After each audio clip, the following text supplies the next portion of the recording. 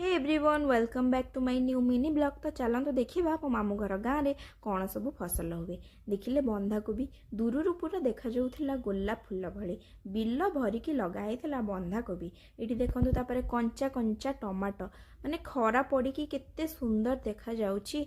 तापर आम आसी जाइलु जो लगी आमर बैगण बैगण भी पूरा सुना भलिया चमकुची खरारे सुंदर देखा जाउची ना। आ ये गाँव परिवेश टिके देखिले केते जे सुंदर। तापर आम आसीलु कला बैगण पाखक कला बैगण ये देखिए मो भौणी मत कह दीदी देख केते सुंदर कला बैगण से मैंने बहुत खुशी है कि मत देखा दीदी ये बीन्स लगी बीन्स भी बहुत सुंदर होती। आम आसी जाइलु लंका देखापी लंका पूरा रेड रेड बहुत ही सुंदर।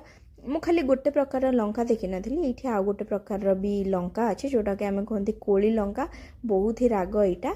तो ये आसी जाता अमृत भंडा माने गछ एते छोट गोटे छोट पिला चाहिए भी हाथ में तोड़ीदेव।